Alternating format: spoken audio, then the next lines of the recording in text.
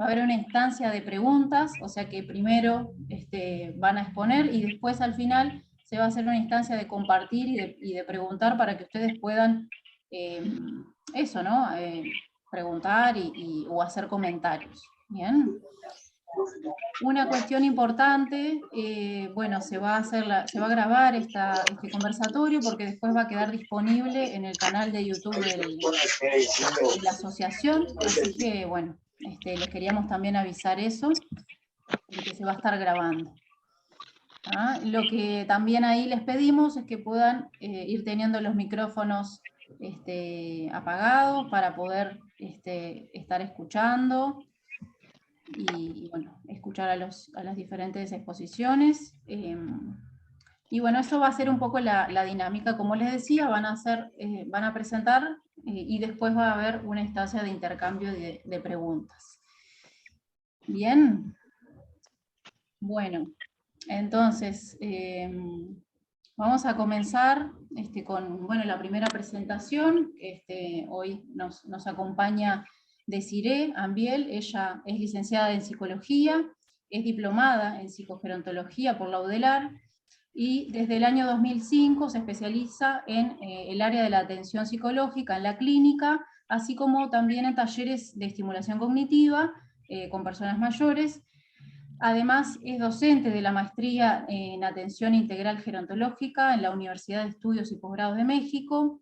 Representa a Uruguay en el Conversatorio Latinoamericano sobre Salud Mental en Personas Mayores durante la pandemia organizada por la UNAM en México en junio de 2020. Y bueno, ha participado también de instancias diversas en temas de salud mental en personas mayores en COVID-19. Bien. Bueno, entonces con esta presentación ahí doy paso a Desiree, que bueno, que pueda compartir ¿Qué ahí lo tal? que... Gracias Vanessa por la invitación y por supuesto a la asociación. Además de ser integrante, para mí es muy importante poder exponer y poder charlar de estas temáticas tan importantes, tan necesarias, que bueno, que nos trae el COVID, no solamente en los momentos más difíciles, sino también en lo que va quedando, estos post, como decimos. A pesar de que sabemos que seguimos en pandemia, desde el punto de vista que sigue habiendo contagios, con otras perspectivas, pero sigue habiendo contagios. Así que bueno, voy a comenzar mi temática, que es justamente, está referida a la afectación, del COVID a nivel de la parte cognitiva, o sea, que hace el virus en nuestro cerebro, y de los aspectos que afectó a nivel psicológico y cognitivo, entonces. Voy a compartir pantalla.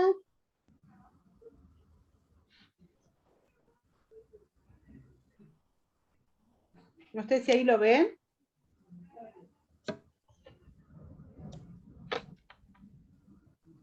¿Lo ven ahí? No, todavía no. A ver, vamos a ver.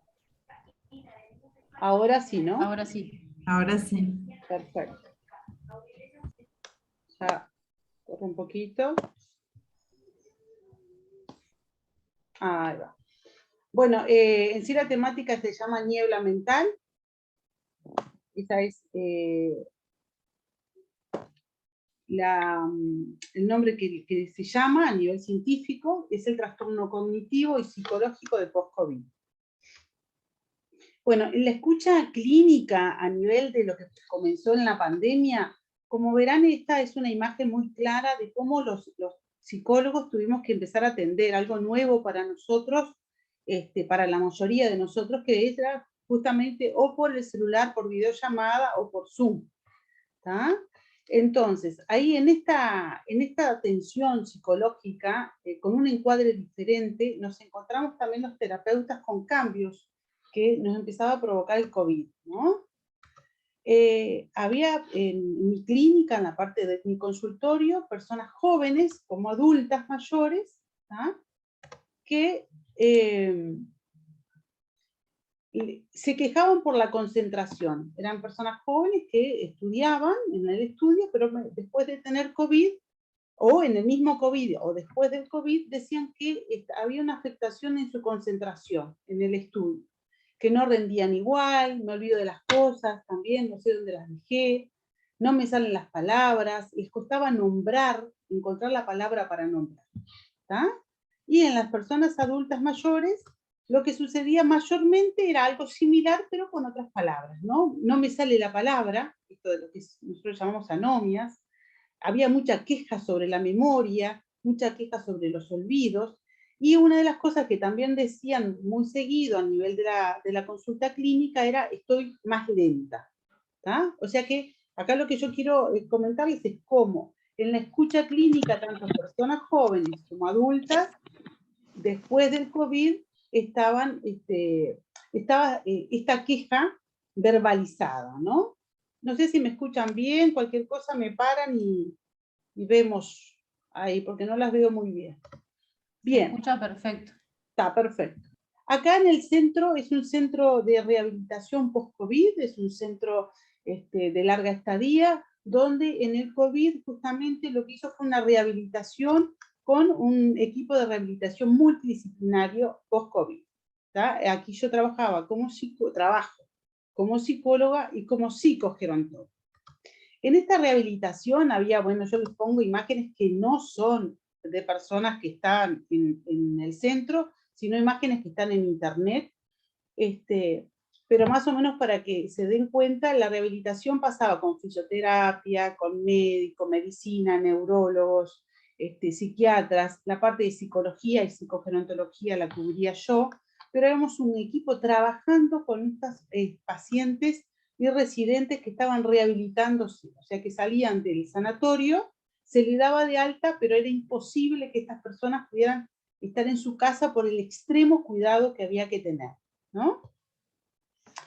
Bien, desde la parte de psicología y psicogerontología, mi trabajo se abocaba a la atención psicológica, a toda la situación emocional que estas personas con post-COVID estaban teniendo, un abordaje familiar, porque muchas veces teníamos que abordar la parte familiar y más si había un duelo, si había una pérdida.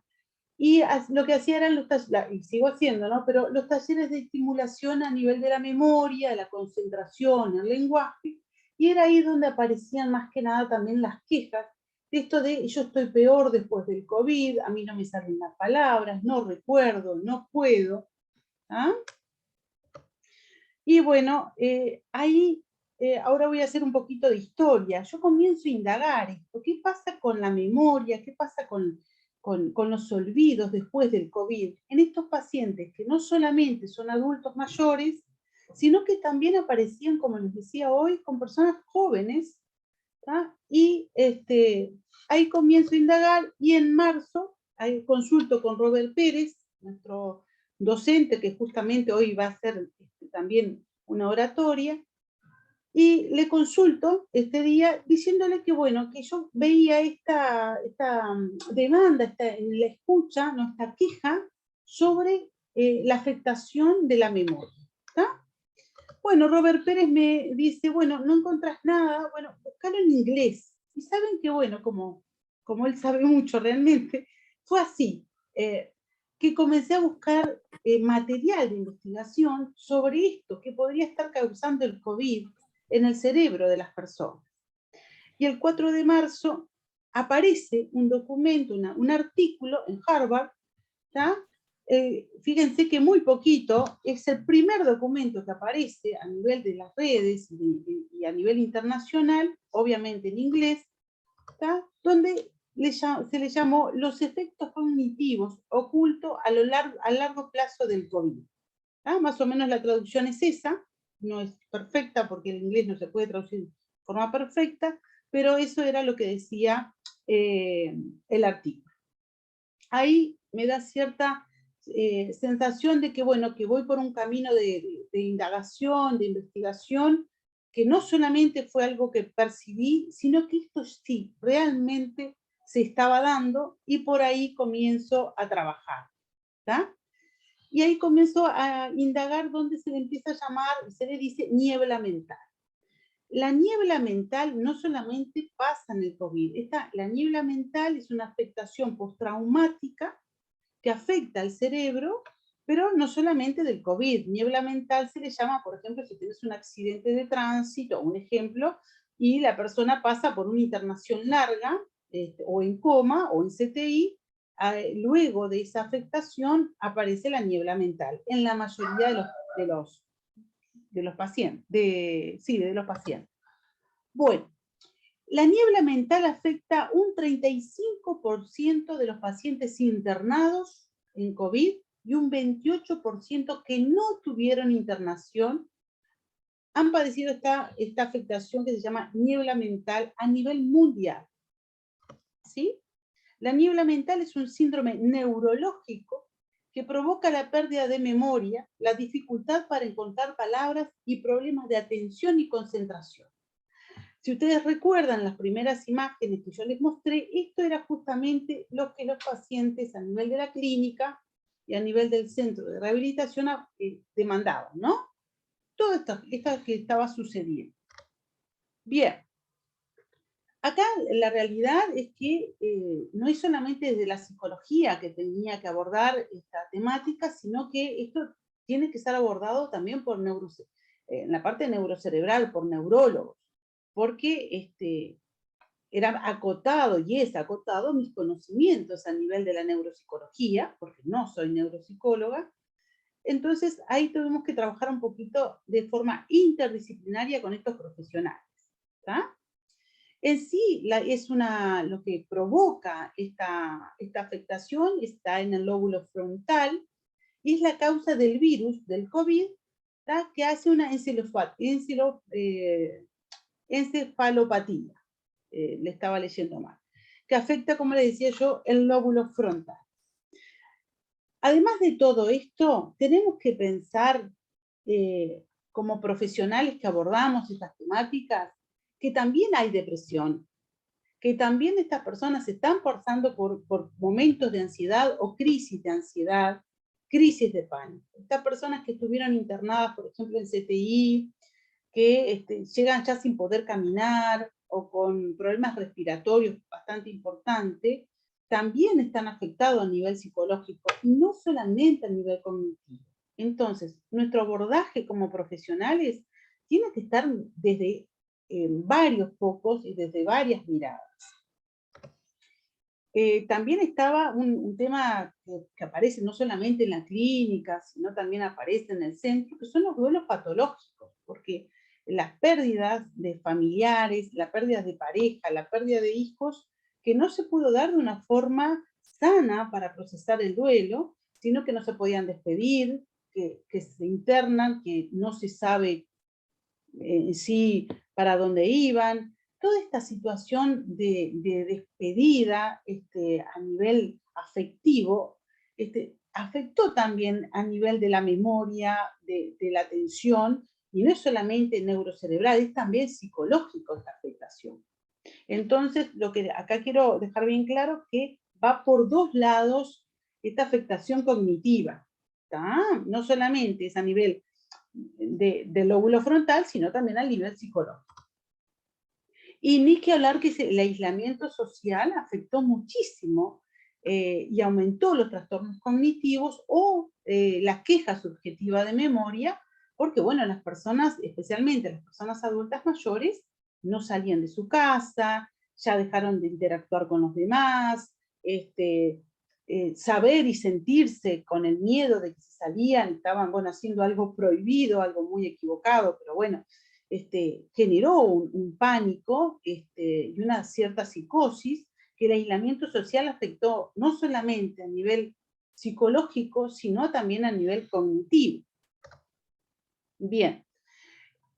Ahí me pongo a investigar las investigaciones que abordan en China, en Londres y en España. Solo voy a tomar estas tres porque me parecen justamente muy importantes para exponer esta temática y lo clara que es. En China, por ejemplo, en marzo del 22 de este año, hay una investigación hecha con personas mayores de 60 años sobre los trastornos cognitivos un año después de padecer el COVID. ¿Tá? El deterioro cognitivo a largo plazo es común después de la infección SARS-CoV, que vendría a ser el virus del COVID. Si voy muy rápido me avisan. No sé, Vanessa, también del tiempo también avísame, por favor. Bueno, en la investigación de Londres, esta también es muy interesante, en Reino Unido hay una investigación que es deficiencias cognitivas del COVID, ¿tá? Que son con pacientes que se recuperaron del COVID. Bueno, miren esto y lo voy a leer un poquito así como está. Los pacientes que se recuperaron del COVID-19, incluidos los enfermos que no requieren internación ni tratamiento médico de sostén, tienen peor desempeño cognitivo en una amplia batería de pruebas neuropsicológicas en comparación con el rendimiento esperable por la edad y los perfiles sociodemográficos. ¿Tá? O sea que acá en Londres no solamente se estudió a personas adultas y adultas mayores, sino que acá habla de todas las edades en esta afectación. ¿Tá? Y bueno, y en Barcelona, la Fundación de Alzheimer, que es el tratamiento del Centro de Rehabilitación, ¿tá? En España, esta fundación, que hasta hoy sigue trabajando muchísimo, pone énfasis en la importancia de revisar la memoria y la cognición de las personas que han pasado por el COVID-19 o que superan los 65 años. Para ello, la entidad ofrece revisiones gratuitas de memoria. O sea, esta fundación que se dedica justamente a trabajar en prevención del Alzheimer, no solamente con las personas con un diagnóstico, sino con aquellas con quejas subjetivas de memoria o con cierta tendencia o que quieren revisarse, acá da hasta gratuito con tratamientos por videollamadas. Miren la importancia que en España se le está dando a esta afectación cognitiva del COVID, de este virus que nos da en nuestro cerebro. Bien, esta doctora es neuróloga de esta fundación, Fundación ACE, creo que la habrán tal vez algunos sentido nombrar, especialmente los que trabajamos con adultos mayores y con trastornos cognitivos. Esta doctora neuróloga dice así, yo lo tomé textual porque me pareció muy interesante cómo lo explica. Dice, a partir de ahora, haber pasado por el coronavirus se debe contemplar como antecedente en el estudio neurológico de los pacientes que consultan por deterioro cognitivo, especialmente a partir de los 65 años. O sea que si una persona tuvo COVID, ¿tá? Ya directamente lo ven como un antecedente, o sea que tiene que quedar registrado a nivel de la historia clínica como estudios neurológicos. ¿Sí? Bien. Sigo con esta fundación y acá los expertos consideran, y me parece que estaría muy bueno que nosotros también tomemos esto como importante, en estos expertos que estudian la niebla mental, y dice así, la actividad esencial de la investigación de las enfermedades neurodegenerativas suponen un avance de la enfermedad. O sea que ellos suponen que puede avanzar, ¿tá? Suponen, ojo, esto no está registrado como investigación, pero suponen que puede avanzar el Alzheimer. ¿Tá? Suponen. Lo dejo bien claro porque no es algo que está totalmente registrado a nivel de investigación. Estos investigadores y expertos de este centro reclaman que se considere actividad esencial la investigación, sobre todo en el ámbito de las enfermedades neurodegenerativas, en que se supone el avance de la enfermedad. ¿Tá? También yo creo que esto estaría muy bueno poderlo pensar en nuestro país, en nuestro pequeño país, de cuánto nos falta abordar a nivel de la salud y de la salud mental, a nivel de las mutualistas, de los centros de salud, pensar sobre esto. Lamentablemente son pocos los que tienen conocimiento sobre esta afectación, pero además los neurólogos, para tener una fecha de neurólogo tenemos 6 meses de espera, o sea, imagínense que estaremos un poquito tal vez en pañales con el servicio en atención en salud mental, y tan importante que es esta temática. Bien, ahí me fui para atrás un poquito. Bueno, yo creo que estoy en la hora, ¿no, Vanessa? Sí, sí, sí, ya estaría para ir. Está, perfecto. Bueno, entonces termino entonces dejándole este compartir pantalla y bueno, un reflexionar de los técnicos en salud, un reflexionar de nosotros los psicólogos y psicogerontólogos a este nuevo abordaje, pero precisamente a investigar académicamente y a generar más saberes sobre esta afectación del COVID, de este post-COVID. ¿Sí? Así que bueno, muchas gracias por su escucha. Bueno, muchas gracias, Desiree. Ahí si querés, no sé si tenés ahí un correo electrónico tuyo que quieras compartir. Sí, lo puedo poner en el chat, ¿te parece? Porque creo que no lo puse en la diapo primera, pero encantada de compartir mi... Digo como que puede quedar por si alguien, más allá de las preguntas al final, si alguien quiere después contactarte, está bueno como... Sí, sabes que no me di cuenta, Vanessa, la verdad que pido disculpas, pero bueno, voy a ponerlo en el chat. Ponerlo en el chat y sí, ahí va. Ahí va. Y si no, bueno, lo que pueden hacer es preguntar a la asociación, donde tenemos todo un registro, ¿no es así?, de todos los que estamos trabajando y que estamos asociados a la Asociación de Psicogerontólogos, tenemos los datos ahí también. Sí, ahí. Bárbaro, gracias. En la página web, exacto. A ver, yo voy a tratar de sacar el tema de la pantalla, que no sé por qué no puedo. Sí, ahí va, arriba. Sí, stop, perfecto. Ahora bueno, sí. está súper interesante, creo que da para bastante esto que compartiste de Cire, y bueno, todas estas investigaciones recientes, porque es todo reciente, ¿no? Obviamente, entonces, esto, ¿no? Qué importante estar ahí al tanto de las investigaciones, de cómo en los otros países se está trabajando y se está acompañando este tema de los efectos, y bien interesante lo de la niebla mental, el concepto ese, ¿no? Cómo eso, ¿no? El interjuego de lo biológico, lo psicológico, lo social, así que... Exactamente. Muchas Da para gracias. mucho, pero bueno, quise hacer algo muy abreviado, pero espero que haya quedado claro. Sí, yo creo que sí. Claro. Bueno, muy bien. Bueno, seguimos con Jorge Turón, que bueno, es el segundo presentador del conversatorio de hoy, para añadir una mirada desde otro plano diferente en respecto a esta temática. Bueno, Jorge es integrante de SICAM, del Centro Interinstitucional de Colaboración con el Adulto Mayor, es fundador e integrante de la Alianza de Organizaciones por los Derechos de las Personas con Discapacidad, y bueno, tiene trayectoria en el área de las organizaciones de personas mayores, y bueno, viene a compartirnos ahí su perspectiva respecto a este tema de los efectos post-COVID y reflexiones que ameritan. ¿Estás por ahí? Bueno, muy bien. Ahí va. Buenas noches a todos y a todas.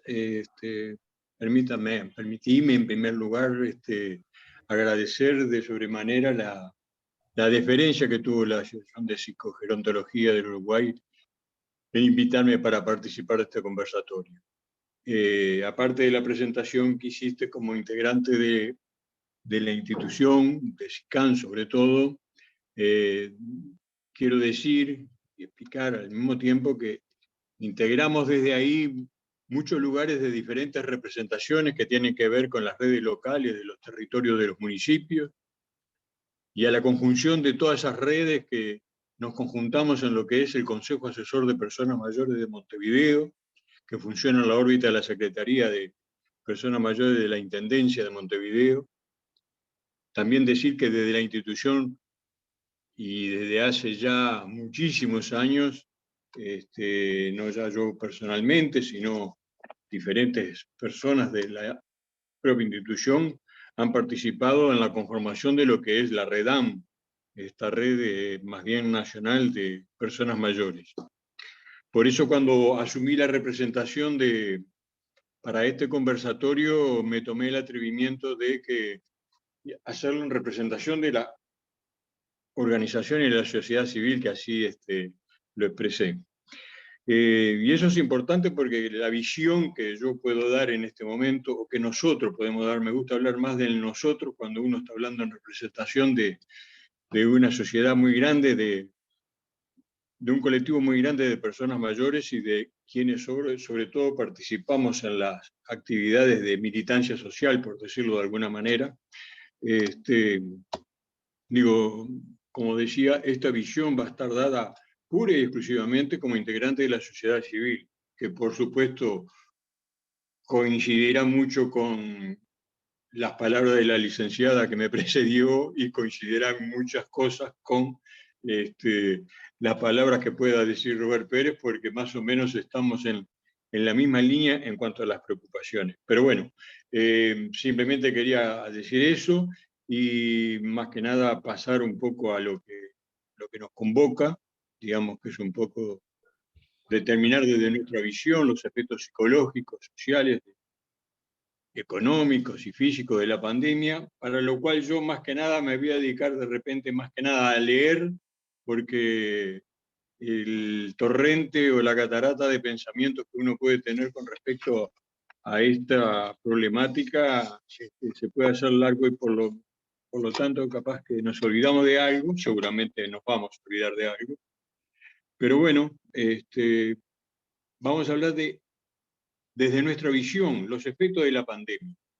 Por supuesto que todas las personas, los todos y las todas, sobre todo los que nos movemos en este ámbito de la militancia social, en la temática de las personas mayores, sabemos casi de memoria, casi estamos palpando lo que acaba de decir quien me precedió en la palabra. O sea, el tema de cuáles han sido los efectos de la pandemia y las consecuencias que ella ha tenido en el colectivo.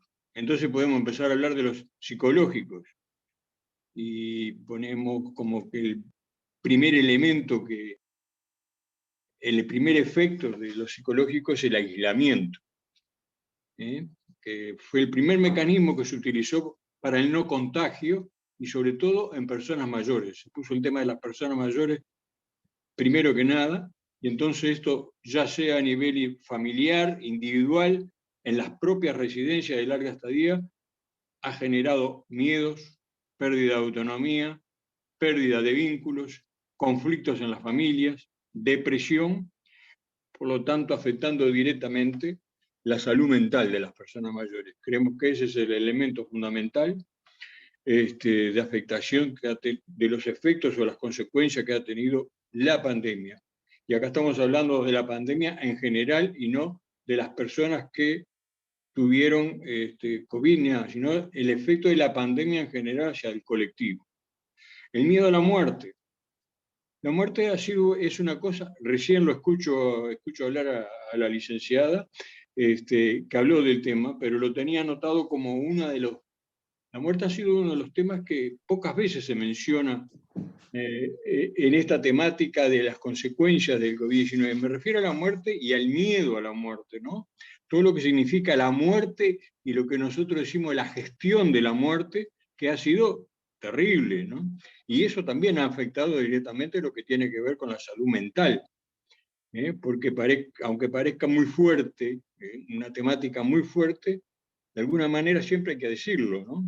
Se entruncaron las despedidas, como bien decía la licenciada antes, se imposibilitó tener un cierre a un tema tan doloroso como es la pérdida de un familiar.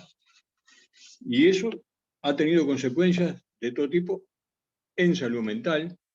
Se ha priorizado el COVID y se generó la desatención en enfermedades crónicas y el seguimiento de las medicaciones ordenadas. Se cortaron las consultas presenciales y las dificultades que se crearon para las consultas virtuales. Muchos de todos estos casos, muchos de todos estos efectos recalaron también en un tema de salud mental, como decíamos al principio.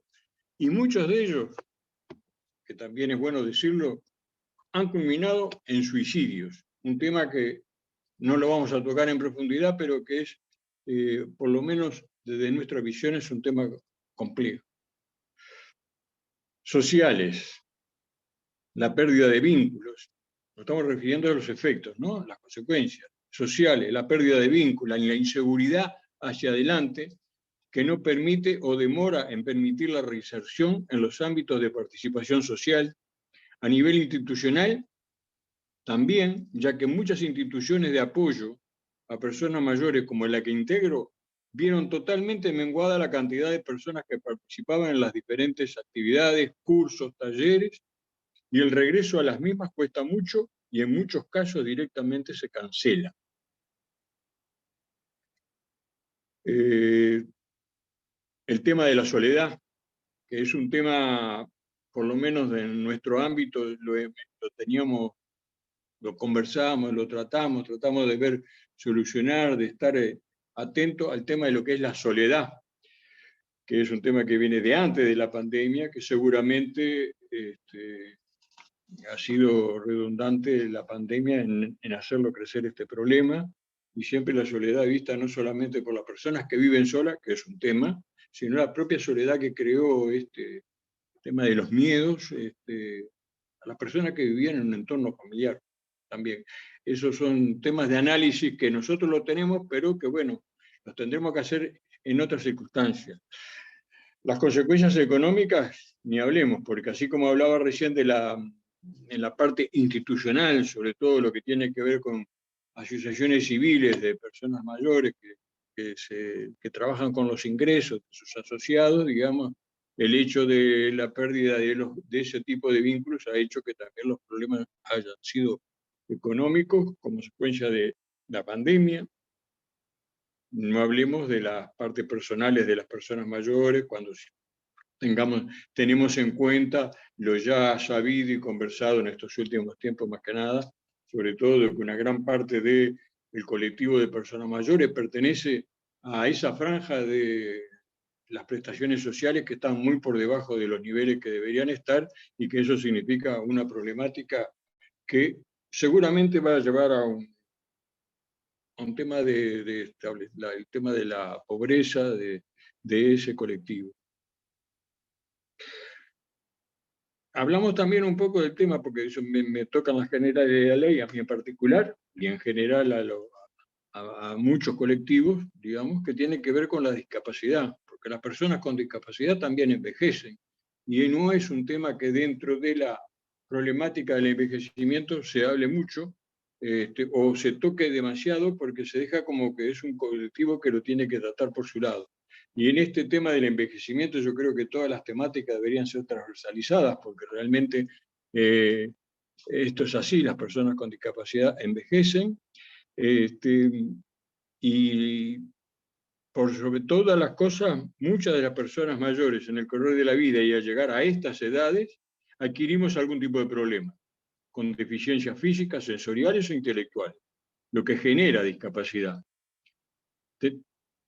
Yo tengo un ejemplo acá, tenemos un ejemplo acá de lo que es solamente la ciudad, lo que es Montevideo, el departamento de Montevideo, donde viven 1.300.000 personas aproximadamente, datos recogidos en el año 2018 y con los cuales hemos intervenido en otros temas. 1.300.000 personas, de las cuales un 16%, alrededor de unas 205.000 personas tienen más de 65 años, o tenían en aquel momento. De ese, el 47% de las personas tienen algún tipo de deficiencia física, sensorial e intelectual, y un 20% tienen deficiencia severa en esos mismos tipos de deficiencia, lo que las convierte a partir de ahí en unas personas con discapacidad o en situación de discapacidad, como les gusta decir mucha gente en este momento. Eso es un tema preocupante, y no solamente es un tema preocupante como lo voy a decir de repente en algún otro momento, solamente para nosotros que estamos en el ámbito acá de la ciudad de Montevideo, del departamento de Montevideo, sino en el interior. Todo lo que nosotros podamos decir se tiene que ver replicado mucho en el interior, siempre visto de la visión de la sociedad civil. En estos días hemos estado conmemorando, por decirlo de alguna manera, lo que tiene que ver con el Día Mundial de la toma de conciencia del abuso y maltrato a la vejez. Asunto que venía desde antes de la pandemia, pero que la agravó profundamente. Y entonces ahí podemos hablar de lo que tiene que ver con el edadismo, podemos hablar de que estamos cansados de que se utilicen los estereotipos sobre las personas mayores, que lo único que hacen es marcar la discriminación hacia nuestro colectivo. Podemos hablar de que en muchos ámbitos se da el abuso y el maltrato hacia las personas mayores, y sobre todo en el ámbito intrafamiliar. De lo que sí no podemos hablar que durante la pandemia todos estos temas no se han agravado. O sea, sí se han agravado y mucho. Pero bueno, vamos a ver un poco desde nosotros, nosotros, la sociedad civil. ¿Dónde estábamos las organizaciones de la sociedad civil antes de la pandemia? Y esto sí lo voy a leer directamente porque si no me voy a quedar corto de tiempo. ¿Dónde estábamos las organizaciones de la sociedad civil antes de la pandemia? Antes de la pandemia nos encontraba a todas las organizaciones, redes locales, departamentales y nacionales, que trabajamos en el entorno de las personas mayores, trabajando codo a codo con los organismos departamentales y nacionales en todo lo referente a los derechos de las personas mayores. Se ha trabajado muchísimo desde la militancia social y con las instituciones tanto a nivel nacional como internacional para la aprobación de la Convención Interamericana de Protección de los Derechos Humanos de las Personas Mayores, que se hizo vinculante en nuestro país a través de la aprobación de la ley 19.430 y su aplicación, y para que Uruguay fuese el primer país en América en ratificar dicha convención. Se trabajó desde la sociedad civil en apoyar la creación del Instituto de Personas Mayores dentro del Ministerio de Desarrollo Social. Se desarrolló un trabajo de suma importancia para la creación y puesta en práctica del primer y segundo plan de envejecimiento. Todo ese trabajo de militancia, de activismo, quedó trunco, no solo con la llegada de la pandemia, sino también con un cambio de gobierno que en principio no planteó ninguna metodología de trabajo con los referentes ni con ninguna organización de la sociedad civil. Creemos, y esto es una opinión personal, que no hubo dentro del Ministerio o del MIDES y en las diferentes direcciones la transición que nosotros hubiéramos esperado. En el año 2021, nuestro principal objetivo de parte de las organizaciones de la sociedad civil fue luchar contra la posibilidad de que se declarara a la vejez como una enfermedad a través de la clasificación de estadística internacional de enfermedades de la Organización Mundial de la Salud. Y se hizo sin ningún interlocutor de parte de las autoridades nacionales. Recién, en el 2021, sobre fines de octubre y por convocatoria de las autoridades del MIDES, se realizó un encuentro nacional de personas mayores, vía Zoom, con la asistencia de más de 100 participantes de 16 departamentos. Y se acordó que el resultado de todas esas exposiciones realizadas serían el insumo para que nosotros, todos los participantes, la tuvieran y se la devolvieran desde el ministerio. Nunca se hizo. Y entonces ahora, post pandemia, ¿cómo seguimos? La visión de seguir trabajando en conjunto de cara a un envejecimiento activo, a un envejecimiento saludable, tal cual se venía haciendo antes de la pandemia. Y es necesario recalcar que tanto en Montevideo como en el interior, como decía recién, quienes estamos trabajando en las organizaciones de la sociedad civil, en redes locales, departamentales y nacionales de la sociedad, debemos estar atentos a fortalecer cada vez más la participación. Detalle también no menos importante es fortalecer la participación de hombres. Nosotros los varones, y personalmente en nuestro caso, estamos siguiendo el legado de grandes mujeres que hace más de 30 años empezaron a visibilizar nuestra problemática, y de otras que también hoy lo siguen haciendo. Debemos aprovechar más que nunca la coyuntura que nos ofrece hoy el Instituto de Personas Mayores del MIDES, que abre la puerta al diálogo con las organizaciones de la sociedad civil, poniendo en práctica, aunque sea después de 2 años sin diálogo, a los referentes territoriales para que podamos intercambiar. Debemos esforzarnos, desde el lugar que ocupemos, en aprovechar espacios de diálogo con las autoridades, dejando las ideologías de lado, pero siempre con el objetivo de lograr el mejor bienestar de las personas mayores, estén donde estén. Jorge, Debemos seguir. disculpa, ya estaría como para ir haciendo el cierre, estamos en hora, te aviso por las dudas para que vayas. No, ya termino, ya Genial. termino. Bárbaro. Debemos, termino con esto nomás, debemos seguir trabajando en conjunto, pero en conjunto en serio, entre todas las organizaciones, buscando la mejor forma de interactuar entre todos. Somos nosotros las personas mayores que tenemos los saberes de experiencia de vida, debemos ser serios vigilantes del cumplimiento de las leyes para que éstas no se sigan convirtiendo en letra muerta. Sigamos interactuando con la academia, que tanto nos ha aportado y nos ha ayudado a conceptualizar la vejez y el envejecimiento, y con quienes hemos trabajado desde siempre en la temática. Pero sobre todo y fundamental, tomemos la valoración de nosotros mismos como personas y como sujetos de derecho. Alguien dijo hace muy poco, utilizando los versos de un poema de nuestro querido Mario, dice: somos seres llenos de saberes graduados en la escuela de la vida y en el tiempo, que fue la que nos dio el posgrado. No olvidar nunca nunca debemos olvidar que tendremos aquello que seamos capaces de conseguir. Nadie nos va a regalar nada, las conquistas siempre serán humanas, de gente organizada. Punto. Discúlpenme que fue más lectura que dicho verbalmente, pero tenía necesidad de escribirlo y poder leerlo con tranquilidad. Es todo. Muchas gracias, Jorge. Muchas gracias. Súper integral y bueno, también ahí necesario la reflexión sobre los efectos, sobre todo en la que es la participación de las personas mayores y cómo también eso ha debilitado o ha debilitado la red de sostén, y también los colectivos de personas mayores, cómo han sido también como debilitados en todo esto, ¿no? Hay como que eso, ¿no? Como ese trabajito de volver a reconstruir. Totalmente. Y sobre la temática de derechos también, hay también otra parte interesante como a observar. Bueno, muchas gracias, Jorge, y ahora le voy a pasar la posta a Rita, compañera de la asociación, que va a continuar haciendo de moderadora. Los dejo con Rita, que va a presentar al último exponente. Rita, ¿estás por ahí?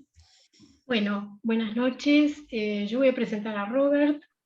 Robert Pérez es psicólogo, magíster en salud mental por la UDELAR, es doctor en salud mental comunitaria por la UNLA de Argentina, es psicoterapeuta con especificidad en personas mayores y en personas con declive cognitivo y sus familias, consultor nacional e internacional en los temas de envejecimiento, vejez y políticas públicas. Así que bueno, adelante, Robert. Hola, buenas noches. Bueno, muchas gracias por la invitación.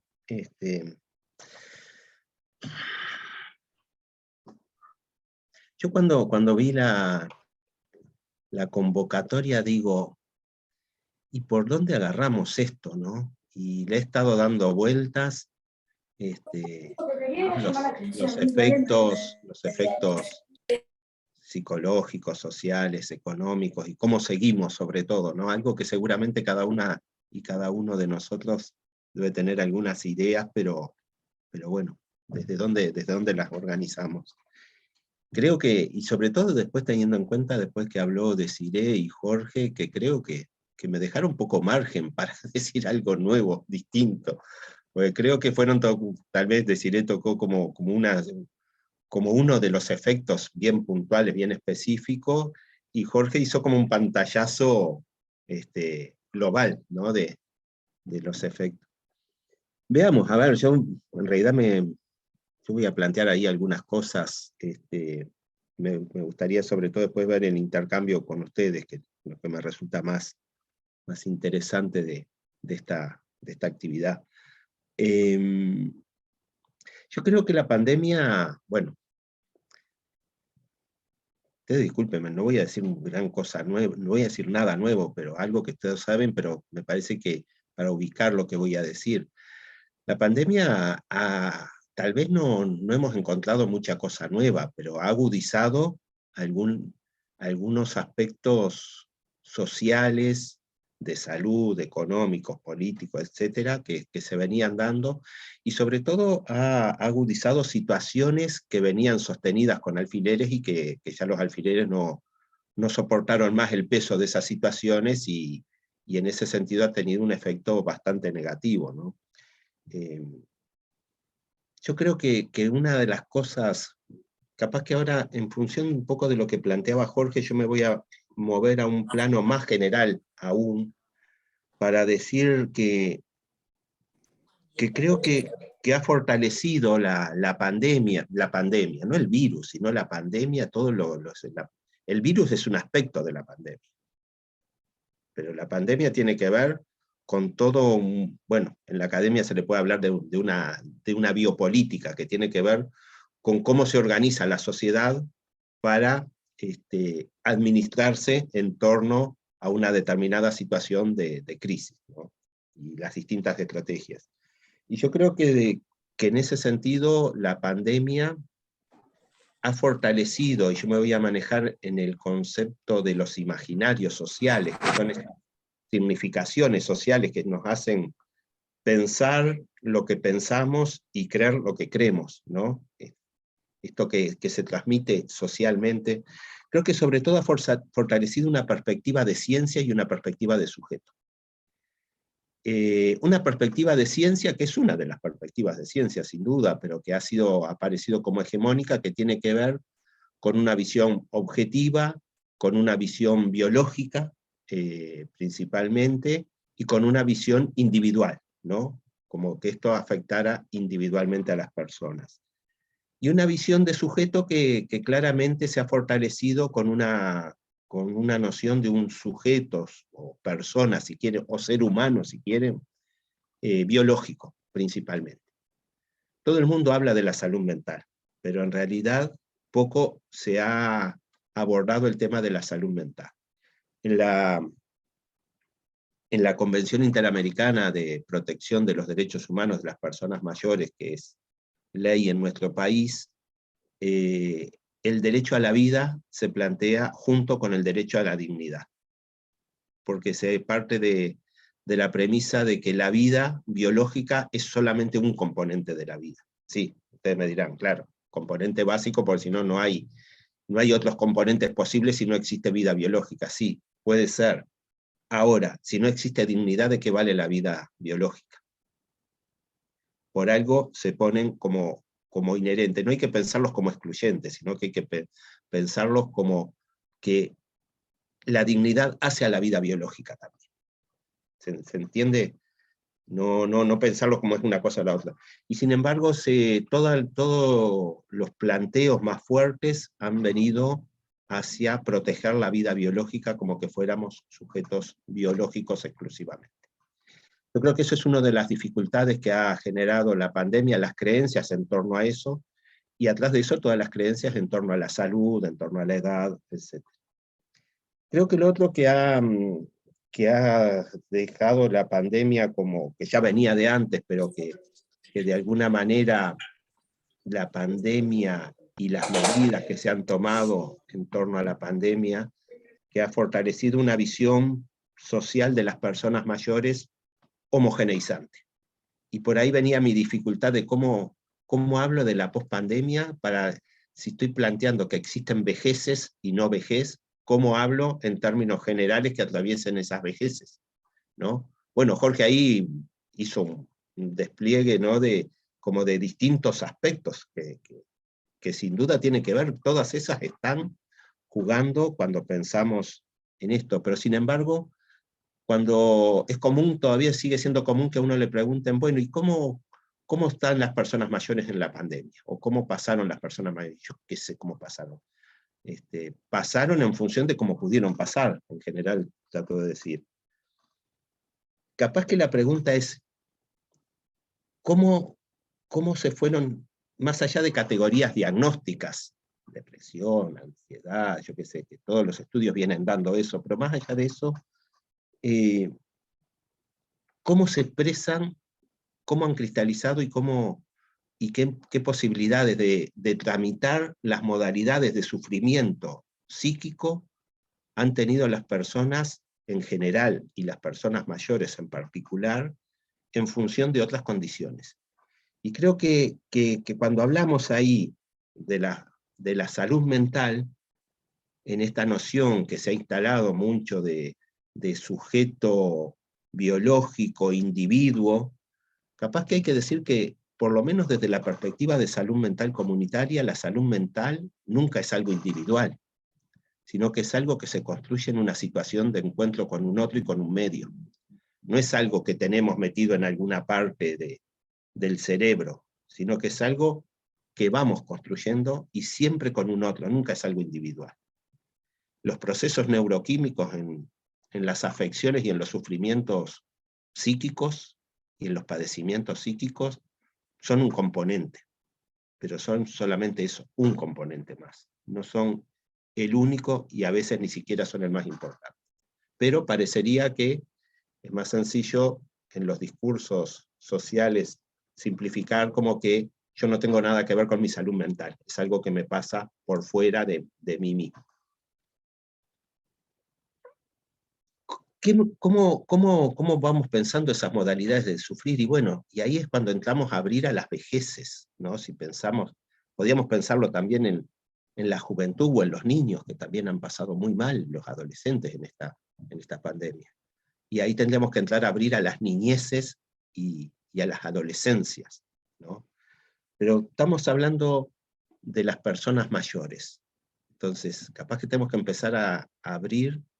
Yo tomé acá algunos caminos para pensar esto, pero me consta que son solamente una forma de organizarlo, y hay muchas más. Yo pensaba, bueno, ¿qué formas han tomado las modalidades de sufrir y de vivir esta situación de pandemia, esto que tiene que ver con los miedos, con las afecciones, con la soledad, o directamente con haber transitado una situación de COVID?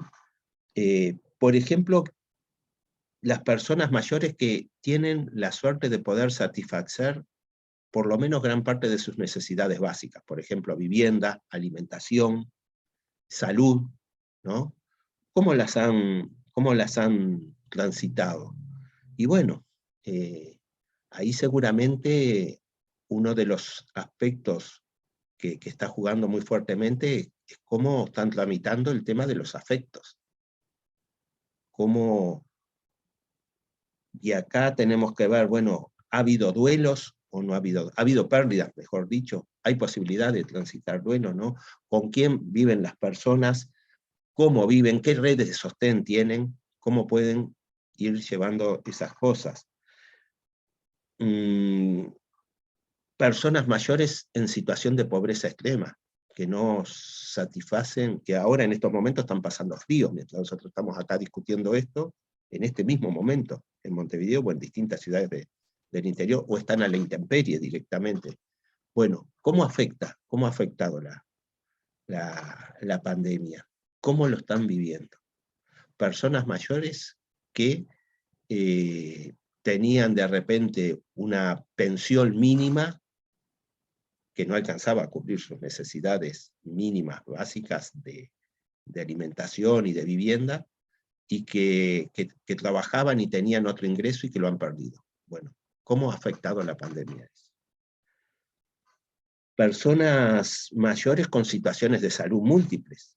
Bueno, por ejemplo, yo recién nombraba, aquellas que han sufrido pérdidas directas de seres queridos, parejas, familiares, hijos, nietos, ¿no?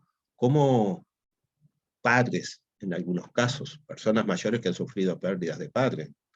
¿Cómo ha afectado en esas personas? Personas, bueno, Desiree planteó claramente el tema COVID, ¿no? Y lo que se sabe hoy con las propias personas que han sufrido COVID en sí mismas. Bueno, ¿cómo van transitando eso? personas en situación de encierro, por ejemplo, las personas, un 3%, pero un 3% de las personas mayores de este país que vivió en los LPM y que fue por momentos como muy limitada, por momentos no, que fue muy limitada en sus capacidades de movilización, de movilidad, de ambulación, y por momentos los LPM se cerraron como que fueran una cárcel o un manicomio, y no un centro de cuidado, por el propio funcionamiento organizado en torno a una noción de hospital y no a una noción de centro de cuidado. ¿Cómo han pasado esas personas? Pero dentro de esas personas, ¿cómo lo han pasado para personas, por ejemplo, con trastornos cognitivos? Y las personas que no estaban en el EPEM, en algún LPM, pero sí tenían trastornos cognitivos y estaban en su casa, ¿cómo han pasado? ¿Cómo han comprendido esto? ¿Cómo han transitado los miedos? ¿Cómo han transitado? ¿Por qué traigo todo esto? Bueno, porque creo que justamente parte de un tema que a mí me parece importante pensar en torno a la pandemia y los efectos de la pandemia en las personas mayores, es que las personas mayores son, primero que nada, son personas. Primero que nada son personas, como otras personas. Entonces hay que pensar donde lo de mayores es uno de los datos, simplemente.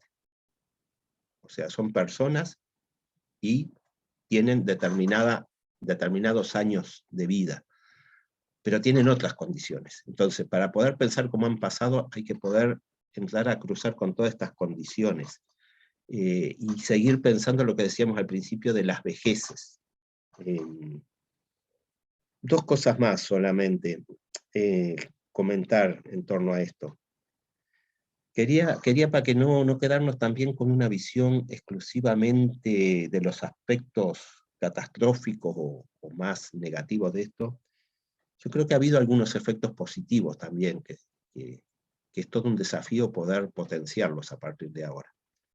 Uno de estos tiene que ver con, es cierto, los grupos, como decía Jorge, los grupos de personas mayores se sintieron muy fuertemente, pero también es cierto que se generaron estrategias para sobrevivir y para fortalecerse.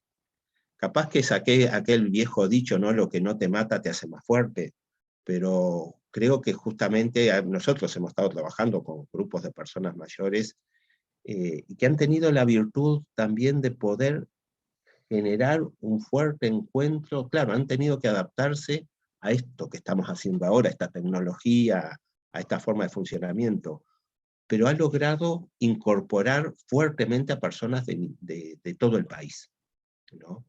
Y eso ha sido una fortaleza que creo que es muy importante resaltar. Se han creado otros, por ejemplo, ante esta situación de los LPM, de los establecimientos de larga estadía para personas mayores, se creó el movimiento de familiares y residentes, que es algo que no existía previo a la pandemia, que tiene que ver con esa situación, y que por primera vez empieza a generarse un control de la sociedad civil y un interlocutor de diálogo que bueno, es un movimiento reciente que está dando sus primeros pasos, pero que es algo que queda ahí, y que sin duda es un avance en los derechos. Entonces, bueno, ¿cómo seguimos ante todo esto? Yo creo que hay que bueno, no sé cómo, no me atrevería a decir seguimos así, porque sería, aparte de un exceso de soberbia, sería un exceso de ignorancia decir, ¿no? Porque si alguien supiera cómo seguimos y lo que habría que hacer, estaría maravilloso, pero no.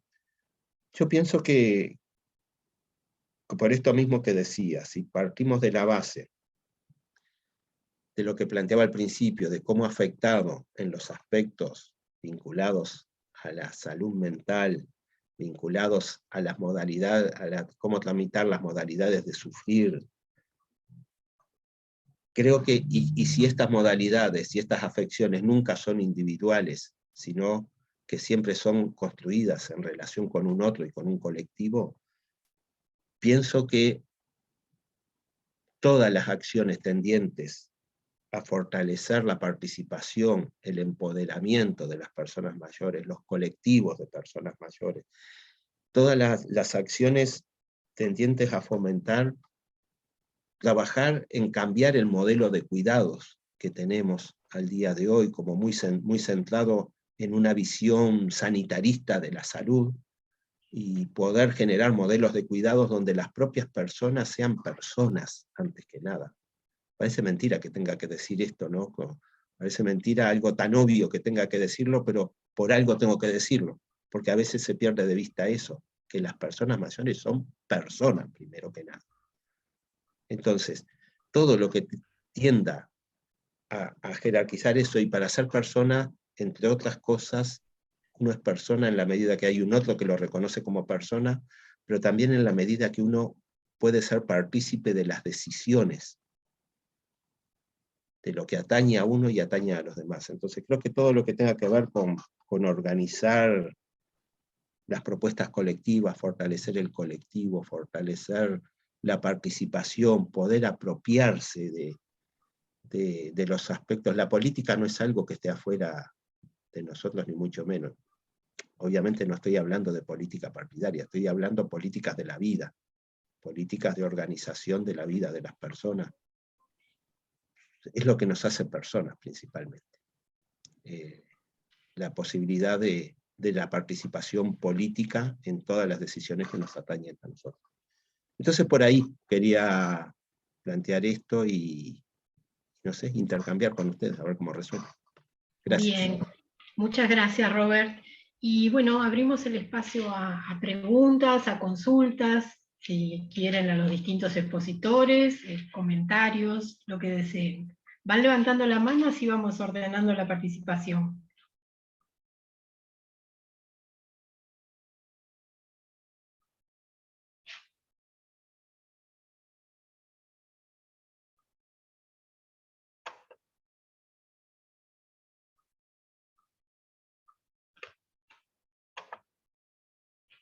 Hola. Sí, adelante. Bueno, yo no quería ser el primero, pero estaba esperando a ver si alguien decía algo antes que yo. Pero ya aprovecho, ya que no se encuentran. Capaz que ya se habló sobre ese tema, porque yo durante unos minutos me alejé de acá de la notebook. Pero, ¿me escuchan? Sí, perfecto. No, yo quería agregar dos cosas. Una, el tema carencial que yo sufrí en carne propia de la salud en cuanto a los centros médicos, mutualistas, hospitales, que han caído muchísimo, comparado con lo que era antes. O sea, hace poco me pasó que fui temprano a ver a un médico y me avisan que una hora antes había avisado el doctor que no iba a concurrir a la consulta, que después me iban a llamar para coordinar. No quiero nombrar a la sociedad porque no es el hecho. Es una sociedad que a mí me ha atendido muy bien, pero yo en general, yo creo que ha habido una carencia muy grande a raíz de la pandemia. O sea, de funciones, de servicio, ¿no? O sea, yo estoy esperando que me llamen para coordinar. Hacía 3 meses que estaba esperando para ir a la consulta. Todavía no me llamaron, tendré que llamar. Yo me darán 2 o 3 meses más. Y otra es la parte de la tecnología. En cuanto a tecnología, ha irrumpido con tal fuerza de tratar de deshumanizar el mundo por medio de las máquinas, ¿no? Que además de sacar los trabajos a los seres humanos, y se han aprovechado muchas personas que se hicieron más ricos con la parte tecnológica. Yo no es que esté en contra de tecnología. Por ejemplo, esto lo estamos haciendo gracias a tecnología. Pero ha sido mucho más lo que nos ha pegado en contra de la tecnología, en contra del humano, ¿no? El ser humano. Nada más que eso. No quiero ser muy largo en la intervención. Claro. Bien, gracias.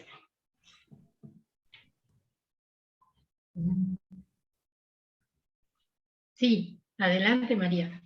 Buenas noches. Antes que nada, tengo mal el nombre. Mi nombre es Mónica. El problema es que me anotó mi hija y es María ella. Bueno, Yo me quedé pensando mucho, sobre todo en la disertación de la licenciada Desiree. Yo no tuve COVID, pero sí tuve una intervención en la época de la pandemia muy grande, donde estuve mucho tiempo en intensivo, en intermedio. Estuve aislada porque agarré una bacteria en la sala de operaciones. Y realmente todo lo que tú dijiste de la depresión, la ansiedad, el aislamiento, se dio eso. Incluso Claro. después, cada tanto, tengo unas intervenciones que tengo que internarme debido a que perdí potasio, porque tuve una intervención, tenía necrosado intestino y tuvieron que cortar. Y cada tanto estoy internada. Y todo esto, digo, la pandemia lo que hizo fue reforzar todavía más esos síntomas. Pero me quedé pensando que no solo en el COVID se produjo eso. A mí me trajo, bueno, esos mismos síntomas que tú decías, los síntomas, y aparte pensaba que en situaciones realmente difíciles se vive también todo eso. Sí. Y más en las personas de edad. Digo, a raíz de todo eso y del estrés tan grande que viví, porque además se juntaron otros temas emocionales. Recién me había jubilado después de 43 años de trabajo y tenía un montón de expectativas de disfrutar esa jubilación. Apareció esta intervención y a raíz de todo ese estrés apareció un Parkinson, que me es muy difícil, si bien estoy en la asociación, me es muy difícil asimilarlo y aceptarlo. Me parece que no Claro. soy vieja. Le decía el médico, me dice, no, después de los 60 años son personas mayores. Y yo me veía con una vitalidad y de repente todo esto opacó lo que pasó. Pero lo que más quería decir es que esos síntomas que vivieron la gente que tuvo COVID, también en otras situaciones se viven los mismos síntomas. Claro, claro. Te explico un poquito. En sí, la niebla mental es una afectación que se tiene después de algo que nos genera una crisis, lo postraumático. Claro. Toda internación y más con tanta intervención que tú tuviste, hay una afectación a nivel emocional, hay un sufrimiento psíquico. Y lo que tú decías me pasó, de la memoria, Ahí va. de liberar palabras, de quererle expresar a mis hijos cosas que no me salían. Exacto. A ver, la niebla mental, así como dice la palabra niebla, significa que eso se va. O sea, que esto dura de 3 a 6 meses. El punto es que muchas veces necesitamos especialistas para que nos ayuden y nos apoyen a la salida de esta niebla, vamos a decir. Porque no es fácil transcurrirla, como a ti no te ha sido fácil. No. Entonces, muchas veces una consulta con un psicólogo especializado, eso te puede ayudar mucho a transitar este proceso. No es que el terapeuta lo haga por ti, sino que te acompaña en este proceso que tú estás viviendo. La sociedad puso todo un equipo. También Yo me no sé en tuvieron que las poner sociedades cómo están. fisioterapeuta. ¿Cómo? A mí me mandaban que me pusieron también un psicólogo, una psiquiatra y un fisioterapeuta, porque me costaba hasta caminar de estar tanto tiempo en intensivo. Había perdido masa muscular. No, en ese aspecto está, digo, pero me llamó la atención, digo, que me pasara lo mismo que tú estabas describiendo de esa niebla. Sí. Digo, La ¿cómo niebla influye en las personas mayores estas situaciones traumáticas? Porque de repente un niño o un adolescente lo sobrelleva de otra manera. Sí, la afectación a nivel cognitiva en el adulto mayor es diferente.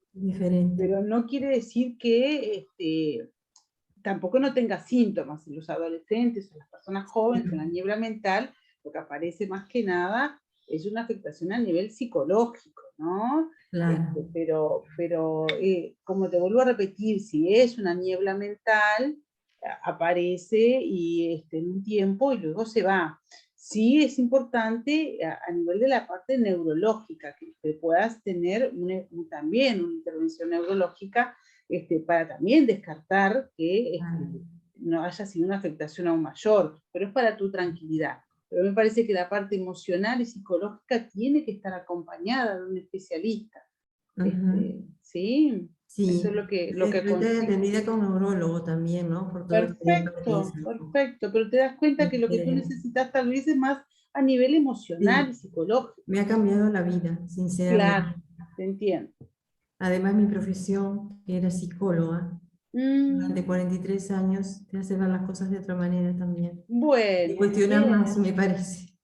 bien, Pero bien. bueno, Bueno, uno tiene sí, la deformación profesional también, ¿no? La formación y la deformación. realmente me pareció muy interesante la propuesta de todos, y me sentí identificada. Yo decía, pero esto me pasó a mí.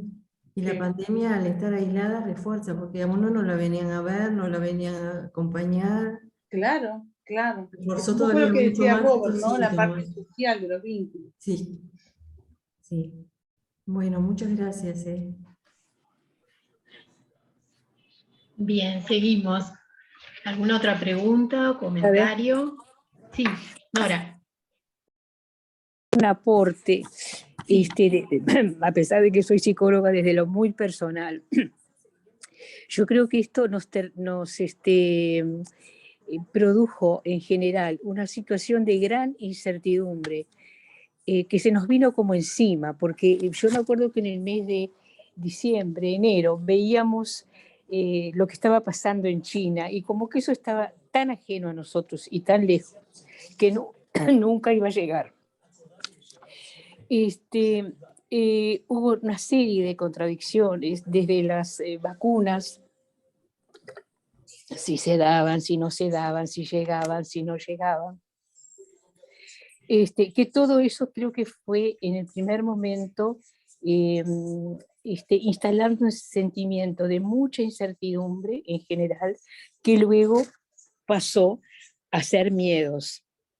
Incertidumbre también desde lo laboral, cómo se iban a adaptar las personas al teletrabajo, qué pasaba con el teletrabajo en la familia, qué pasaba con los niños, qué pasaba con la familia en la casa. Miedo, muchos, a la muerte, a angustia de poder, por un lado éramos una población que nos sentíamos muy cuidados porque éramos la población de riesgo, pero cada vez más aislados. ¿Ah? Y el miedo, bueno, lo teníamos por nosotros, por nuestros familiares, por nuestros amigos. Es decir, que creo que los dos sentimientos que prevalecieron durante el transcurso de la pandemia en el proceso fue de incertidumbre y luego de miedo, con todo lo que eso puede estar acarreando, ¿no? Bien, gracias, Nora. Víctor y Elizabeth estaban pidiendo la palabra. Así me atoré.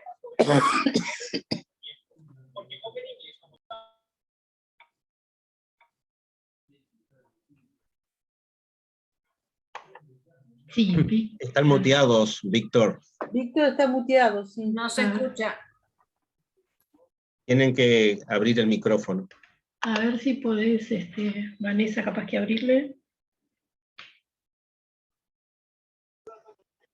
A ver, ahora, ¿se siente? Sí, ahora sí. Sí, adelante. Bien, nosotros vamos a dar un pantallazo un poco diferente, aunque coincidimos con todo lo que las exposiciones muy claras y muy justas, también las personas que han hecho los comentarios. Nosotros somos de Casupá, del departamento de Florida. Es una ciudad pequeñita, un pueblo grande. Y veíamos todo eso del aislamiento, de todo lo que se comentó. Y nosotros somos docentes. Jubilados. Somos maestros jubilados, pero estamos trabajando tenemos un taller de danza folclórica, y trabajábamos con niños y adolescentes. Pero post pandemia incluimos adultos mayores. Y los trabajamos por separado, pero después se nos ocurrió integrar todas las generaciones. Y fue una cosa que nos dio mucho resultado. Lo estamos haciendo ahora, porque hacemos danza, bailes, ver bailar el abuelo con los niños o con las personas de media edad, lo felices que se sienten. Y el respeto que se ve entre ellos. Y vemos que beneficia al adulto mayor, pero también beneficia a los jóvenes, porque les da una visión de respeto y de ayuda y de cómo ver al mayor también. Es muy humilde lo que hacemos, pero nos está dando resultados. Y periódicamente concurrimos, vamos a las residencias, a los hogares de ancianos. Y se integran ellos a bailar con y ahí grupo. hacemos. No se trata de tener mucha técnica, sino de tener integración para superar un poco el aislamiento que hubo durante la pandemia. Así que bueno, es eso más o menos. Qué y bien. quiero compartirlo porque nos está dando buen resultado. Qué bueno el trabajo que realizan. Felicitaciones. Bueno, gracias. Es una pequeña ayuda que nos sirve a nosotros también. También a nosotros nos sirve estar. Claro que sí, claro, es mutuo, es un intercambio. Es mutuo, claro. Muchas gracias por permitirnos compartir todo esto, ¿no? Qué lindo. Bueno, seguimos. Bueno, acá hay alguien que está diciendo que conoce la experiencia de Víctor y Elizabeth, que es muy buena. Qué buenísimo. Bueno. No sé quién está ahí.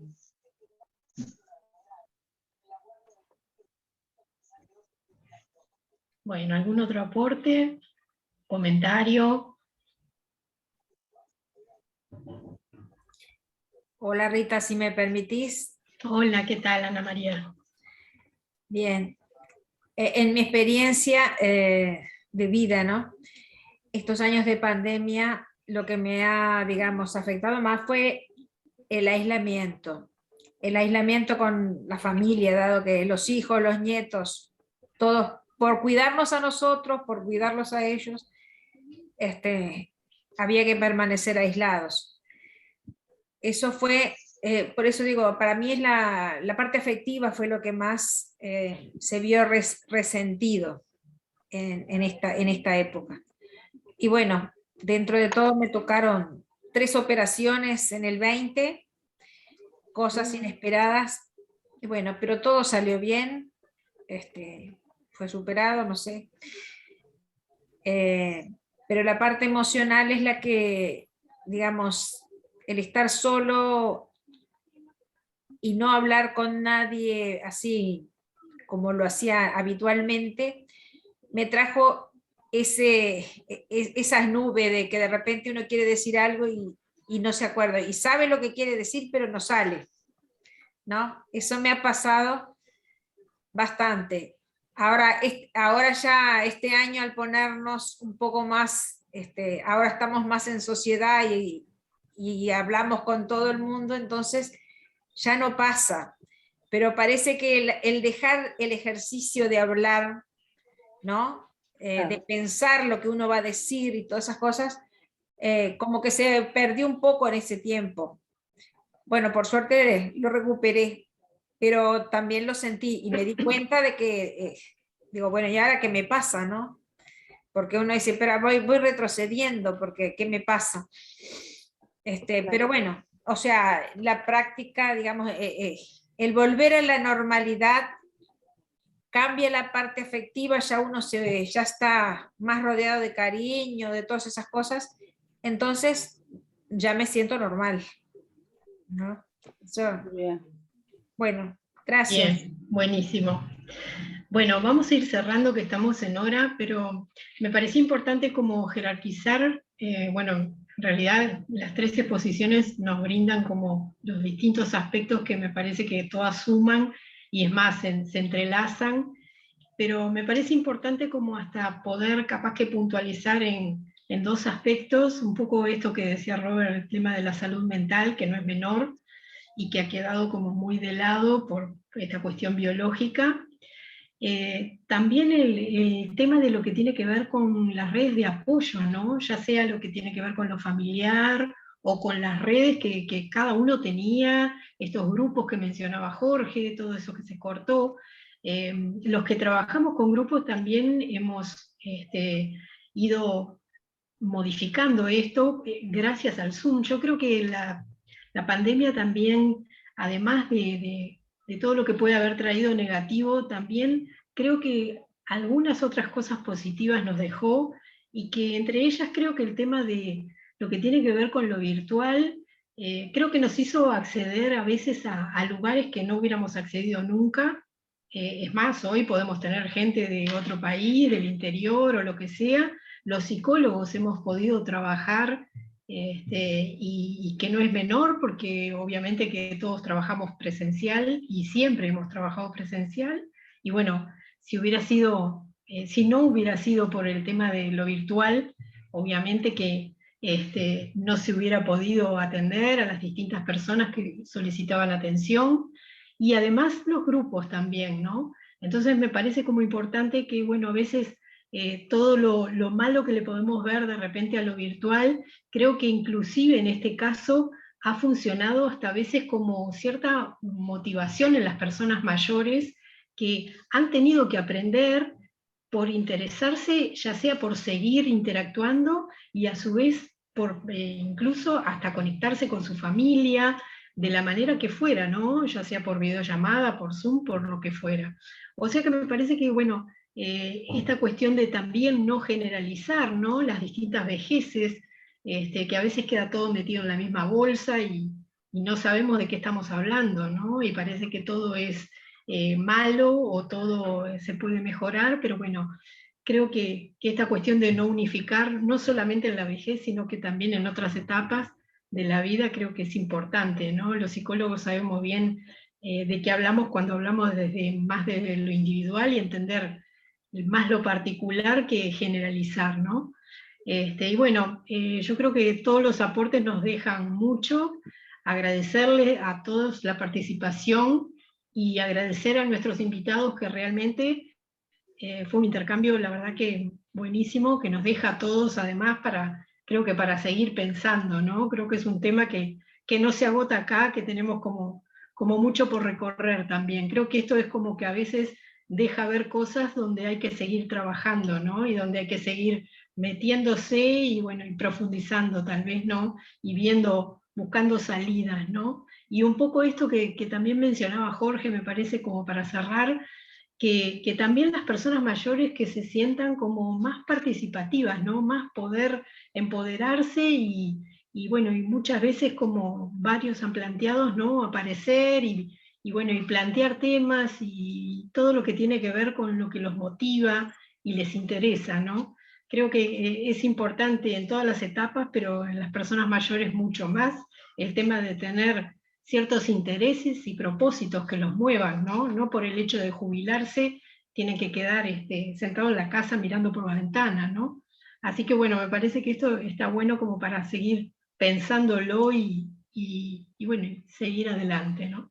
Así que bueno, les agradecemos muchísimo a todos, y los esperamos en el próximo conversatorio, que será el 22 de julio, perdón, donde ahí tenemos como tema, perdón, a ver, que no quería, tiene que ver con los duelos, así que bueno, la idea es, la invitación es para el 22 de julio a las 19:30, y ahí hablaremos de lo que tiene que ver con los duelos y las pérdidas. Así que Muy bueno, bien. los esperamos. Muchas gracias. Gracias a todos. Nos vemos. Muchas gracias. Muchas gracias. Gracias, chao. Chao, chao. Gracias, Chao. gracias. Hasta luego, gracias. Muchas gracias a todos. Gracias. Muchas Saludos. gracias. Chao, chao. Gracias.